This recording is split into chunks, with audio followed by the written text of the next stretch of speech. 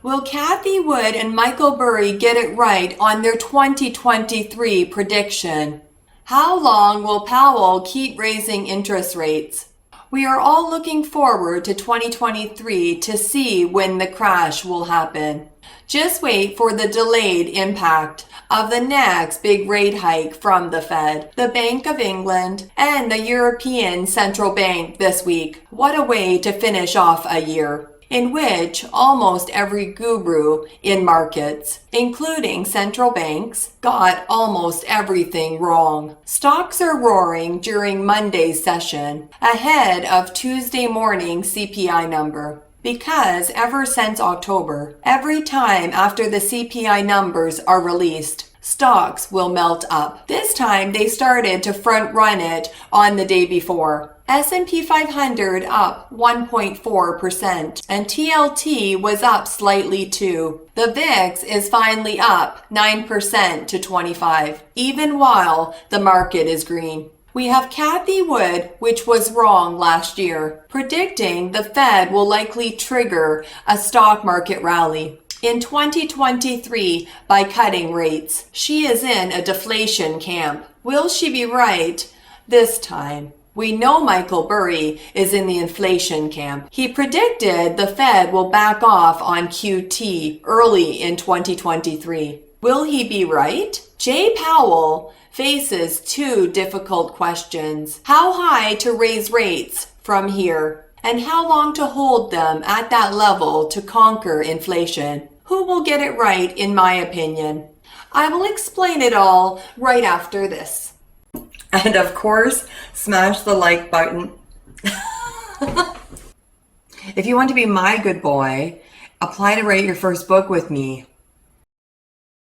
Welcome back to the Audacious Money Witch channel, where we talk about macroeconomy, stocks, bonds, and commodity markets. If you like any of these topics, you are intelligent. That's why you're here. And you know what to do, and push my button if you like what you see in today's video, because I can't push it from this side. This video is brought to you by my Patreon. If you are a good boy, go to patreon.com/magicalgoddesscheryl to add more meaning into your life. If you play your cards right and completely submit like my good boys do, then I will take you under my wing. Author of best-selling books, Goddess Cheryl. My good boys always get rewarded handsomely. You are such a good boy. You like hearing that, don't you? You want to get it into the bookstore. You want it to be real. You want it to be true. You need to be my client, don't you? The ARK Invest chief said Monday that she would be surprised if the central bank raises its benchmark rate to 5% or higher, levels predicted by many economic commentators and implied by money market prices. A change in rhetoric toward maybe we're not going up after 4.5% will get the market going. The market is trying to figure out how high is high. And you've got some observers and economists out there saying maybe it could be 6% or 7%. So the market is holding back and saying, wait. We need some evidence, she said. In the past 9 months, Jerome Powell has raised interest rates at the fastest pace of any Federal Reserve chair since the 1980s, triggering a market rout, bringing the housing market to a standstill and prompting fears of an imminent recession. That was the easy part. When inflation was hitting 40-year highs, Fed officials were unanimous that rates needed to rise aggressively. Now cracks are beginning to emerge among them over how stubborn inflation has become and what they should do about it. Some expect inflation to cool steadily next year and want to stop raising rates soon. Others worry inflation won't ease enough next year. A scenario that calls for raising rates higher or holding them at the level for longer, boosting the chance of a sharp downturn. That leaves Mr. Powell with the challenge of charting the next stage of interest rate policy. Mr. Powell repeatedly says he worries more about the risks of not doing enough to fight inflation than of doing too much, but also that the Fed is trying to strike a balance that avoids unnecessary economic pain. We've been pretty aggressive, he said at an event last month in Washington.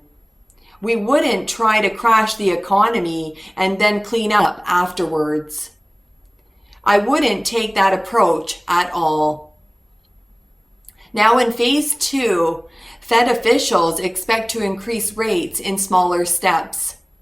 Mr. Powell signaled last month the Fed would likely raise its benchmark federal funds rate by 0.5 point at its 2-day meeting that concludes Wednesday. That would bring the rate to a range between 4.25% and 4.5%, a 15-year high. In a third phase, which most Fed officials expect to reach by spring or summer, the Fed will hold the rate at some yet to be determined higher level until inflation is well on its way down to its 2% goal. Other economists see risks that inflation stays elevated unless the economy goes through a recession, because the U.S. faces more persistent labor shortages, and because wage inflation tends to be difficult to bring down without a downturn. Some of these economists see a risk that, even after a downturn, inflation declines but still runs above the Fed's 2% target.